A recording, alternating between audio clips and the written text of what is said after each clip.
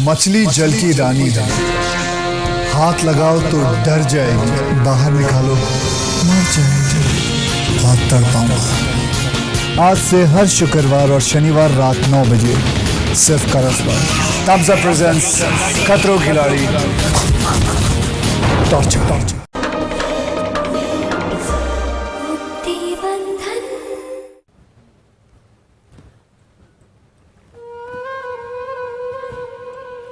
पवला, हाँ बा, क्या लेके जा रहा है? वो गांठिया, काका के लिए गांठिया लेके जा रहा हूँ। पवला, पैकेट खोल। काकी गांठिया ये उसमें क्या देखना है? पैकेट खोल।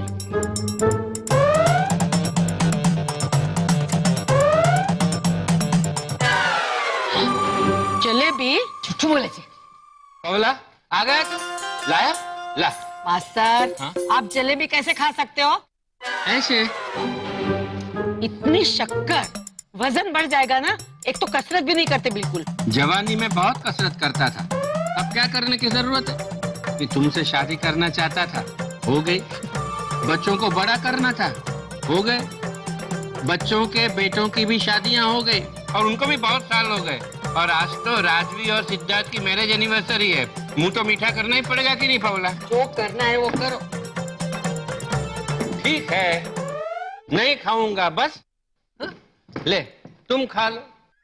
हाँ, मुझे मिठाई खिला रहे ताकि मेरा वजन बढ़ जाए। वाह, हमारे साथ रह रहकर बा भी बहुत डाइट कॉन्शियस हो गई है बापूजी। पर बापूजी, आपको इस उम्र में रोज रोज जलेबी नहीं खानी चाहिए। हाँ ठीक है, नहीं खाता हूँ जिलेबी। तो जिलेबी खाएगा कौन? हा? ले गौरव बेटा, तू खा। नहीं, मुझे मोटा नहीं होना। लीजिए मास्टर, कुछ सीखिए इससे। गौरव, बहुत बोलने लगे हो। अरे राजवी, आज तेरे पति ने तुझे प्रेजेंट क्या दिया ये तो बता। शॉपिंग मॉल खरीद कर दिया है ना?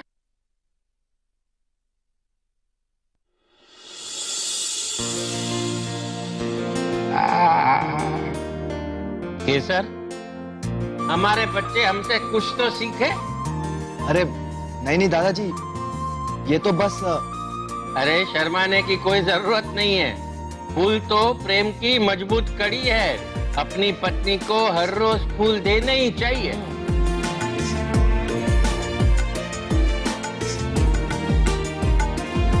अरे वाह, ये बुके कहाँ से आया है? तुम्हारे लिए होगा।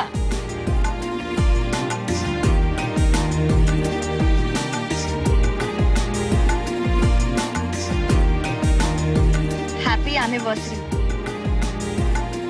नाम नहीं लिखा है। From a well wisher. Siddharth और कौन? अरे नहीं काका, एनिवर्सरी पार्टी कल थी ना, तो मैंने राजवी को पार्टी के पहले ही फूल दिए थे।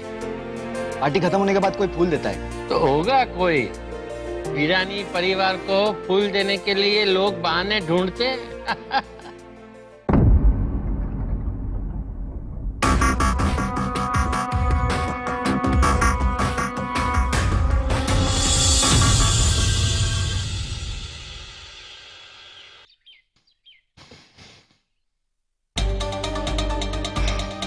गॉड, मेरी नींद खराब कर दी। मैंने सोचा जल्दी से उठ के भाग के चली आती हूँ ताकि लास्ट टाइम की तरह उसे लेट आने का बहाना ना मिल जाए। और ऊपर से अब उसका फोन भी नहीं मिल रहा है।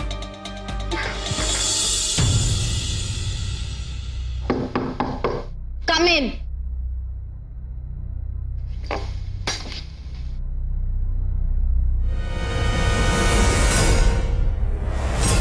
कहाँ थे तुम? और तुम्हारा फोन क्यों बंद आ रहा है? ताकि तुम जैसी लड़कियां बार बार फोन करके मुझे परेशान न करें। What? चिल्ला क्यों रही हो? एग्जैक्ट टाइम पर तो आया हूं। हाँ तो अगर नहीं पहुंचते तो मैं फोन क्या करती? पता कैसे चलता मुझे कि तुम आ रहे हो या नहीं आ रहे हो? 5 दिन पहले तो तय किया था कि हम आज मिलने वाले हैं।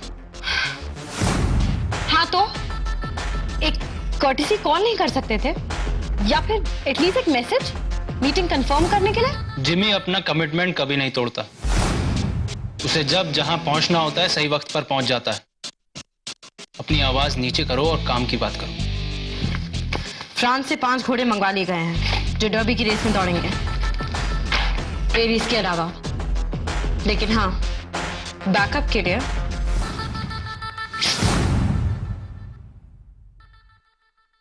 उसमें से एक घोड़ा चुन लो ट्रेन करने के लिए।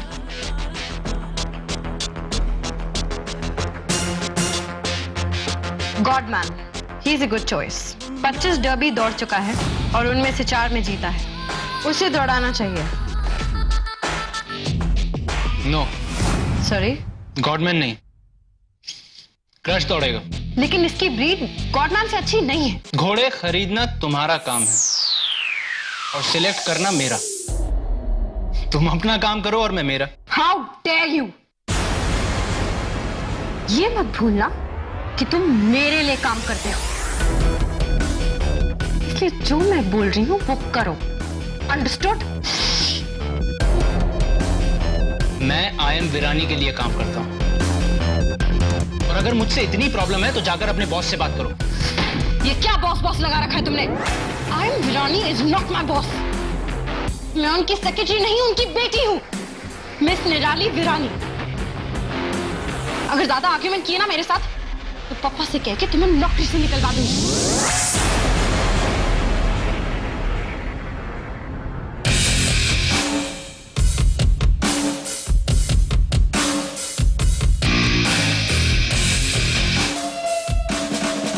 तुम जो भी हो, लेकिन एक बात अच्छे से समझ लो, खुद आई एम वीरानी चलकर मेरे पास आए तभी मैं यहां काम करने आया हूं।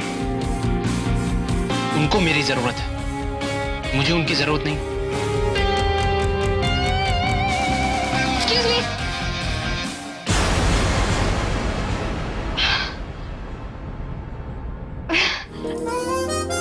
I am impressed.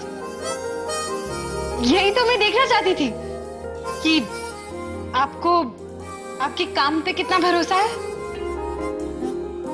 और मुझे तो आपके भरोसे पे ही भरोसा है। रही बात घोड़ों की, तो ऑफ कोर्स घोड़े तो आप ही सिलेक्ट करोगे।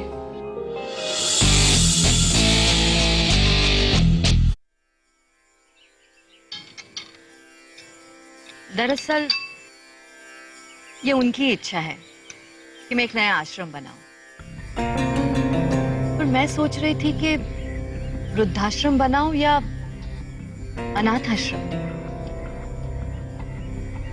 देखो, आश्रम उसे कहते हैं जहां विश्राम मिले, और विश्राम उसे कहते हैं जहां थकान उतरने के साथ साथ सुख भी मिले। इसलिए तुम अनाथ बच्चों और बुजुर्गों दोनों के लिए एक ही जगह बनाओ चारू। वृद्धों को बच्चों के साथ रहने में सुख मिलेगा। They will have something to do with their time. और बच्चों को बुजुर्गों के एक्सपीरियंस से और उनके श्रान से कुछ सीखने को मिलेगा। हाँ, एक बात है, इसमें पैसे कुछ ज्यादा लग सकते हैं। माँ, मुझे पैसों का कोई प्रॉब्लम नहीं है। मुझे मेरे पति का पूरा सपोर्ट है, और ये नया आश्रम बनाने का ख्याल भी उन्हीं का है। Well, you are lucky there. आमतौर पर समाज का काम करने में सबसे ज्यादा विरोध घर से ही आता है। बस दुख इतना ही है कि वो खुद कभी धर्म और सेवा के काम में रस नहीं लेते। कोई बात नहीं, किसी को पानी से डर लगता हो और वो स्विमिंग सीखने को तैयार ना हो तो उसे स्विमिंग पूल पे जाके खड़ा कर दो।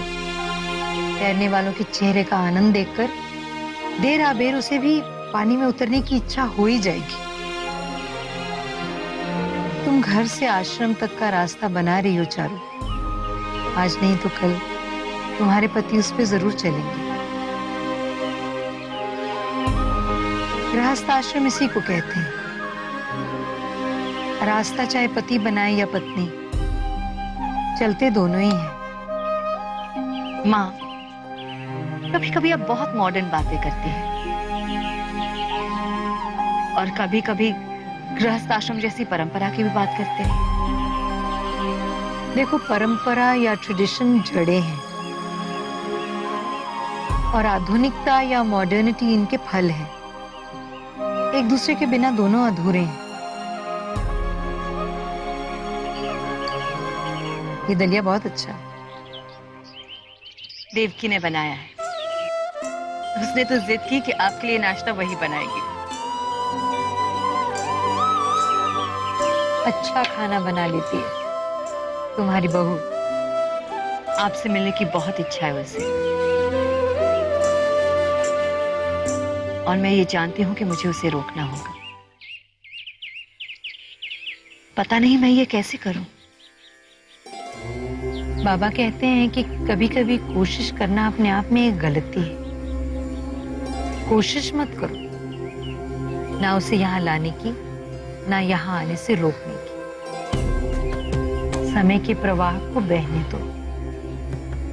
उसका रास्ता ईश्वर ने बनाया है। अगर उसने ये डिसीजन लिया है कि तुम्हारी बहू से मेरा मिलना हो, तो वो होके रहेगा। हर किसी को अपने हिस्से का दुख भुगतना ही है ना? हाँ, अपनी बहू से कहना कि she is a fantastic cook. जी।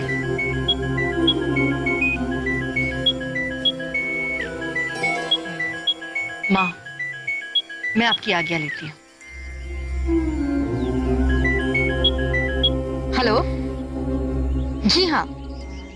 नहीं, वो हाँ हाँ मेरे ध्यान में है जी। आप चिंता मत कीजिए, मैं आज पेपर साइन कर लूंगी जी।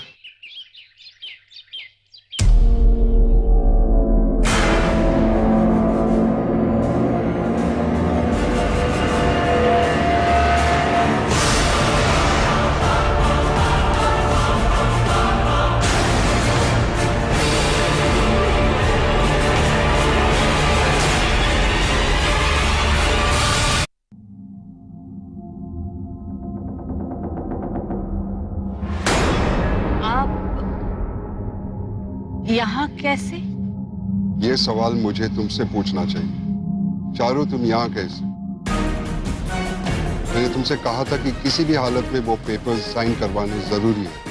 आज मैंने कहा था घर पर ही रहना, किसी भी वक्त एडवोकेट्स पेपर्स लेकर आता होगा, पर तुम यहाँ आ गई। मैंने तुम्हें घर पर देखा नहीं, इसलिए मैं भी यहाँ आया, तुम्हें ढूंढते हुए। मैं यहाँ आई क्योंकि तुमसे रहा नहीं गया। तुम ये सब छोड़ नहीं सकती। तुम्हें बिजनेस में इंटरेस्ट नहीं है, ये मैं मान सकता हूँ, पर इतनी भी अक्ल नहीं कि ऐसी जमीन रोज हाथ नहीं लगती। मैंने तुमसे कहा था कि किसी को पता चलने से पहले हमें ये जमीन खरीद लेनी है। आप मेरी बात सुनेंगे प्लीज? अब मुझे क्या सुनना बाकी है चारू? हकीकत यह है कि मैं तुम्हारे लिए कुछ भी करूँ, तुम्हें उसकी कीमत ही नहीं। मैं साफ साफ देख रहा हूँ कि ये आश्रम, ये धर्म ध्यान, ये सब इस कदर हावी हो रहा है तुम पर कि मेरी छोटी सी छोटी बात तुम भूल जाती हो। आज सुबह एडवोकेट का फोन आया था, तो मैंने उनसे रिक्वेस्ट की कि आप थोड़ा जल्दी आ सकते, क्योंकि मुझे साध्वी जी का नाश्ता लेकर आश्रम जाना है। तो उन्होंने मुझसे ये कहा कि अगर आपको ऐतराज ना हो तो क्या मैं आश्रम आ सकता हूँ, मुझे साध्वी जी के दर्शन करने।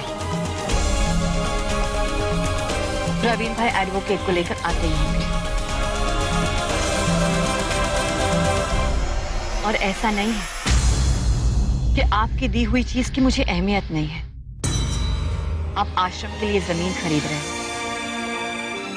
ये मेरे लिए सौभाग्य की बात है। मैंने आज तक कभी भी आपकी बात नहीं टाली, तो फिर आज कैसे टालूंगी?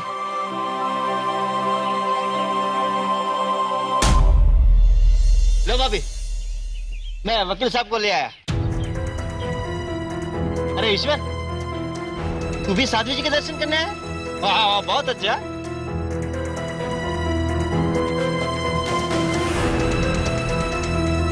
जरूर आज सूरज मुर्गे की बजाय मुर्ग की आवाज से जागा होगा। सॉरी मिस्टर देसाई, आपको यहाँ आना पड़ा। अरे नहीं नहीं, सॉरी तो मुझे कहना चाहिए, मेरी वजह से आपको रुकना पड़ा। लेकिन क्या करूं, साध्वी जी के दर्शन के लालच को रोक नहीं पाया। मैं पहले दिन भी आया था, लेकिन उस दिन भीड़ इतनी थी कि मुझे तो बस दूर से ही दर्शन मिले। तो भाभी पहले हम साध्वी जी का दर्शन कर लेते हैं ना। और आप अच्छे काम के लिए जमीन खरीद रहे हैं, प्रवीण भाई ने मुझे बताया, तो उनके सामने ही साइन हो जाएगी। ईश्वर तू भी चल। पानी में मैल ज्यादा तो फिटकरी का टुकड़ा डालते हैं ना, ऐसे साधु संत के दर्शन भी फिटकरी का काम करते हैं। चल। अब कैसे रोकूं मैं इनको? परिणीता जी के सामने मैं इनको तो किसी हाल में नहीं ले जा सकती। मैम, माँ ने कहा है अब उनके ध्यान का समय हो गया है। उसके बाद वो मुंबई से बाहर जा रही हैं।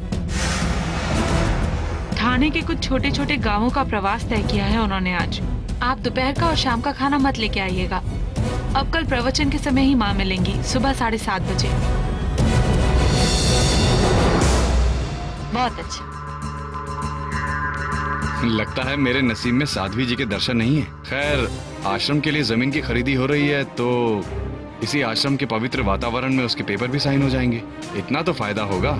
चलिए मिस्टर देसाई, हम लोग ऑफिस में चलते हैं। सारी फॉर्मेलिटीज वहीं पे कर लेते हैं। चलिए।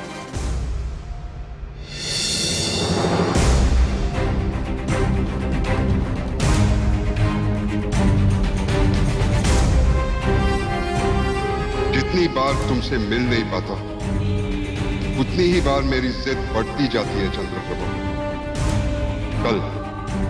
कल सुबह मैं 6:30 बजे तुम्हारे प्रवचन से पहले यहाँ आ जाऊंगा। तुम्हें मुझसे मिलना तो होगा चंद्रप्रभा, क्योंकि मैं नसीब में नहीं मानता।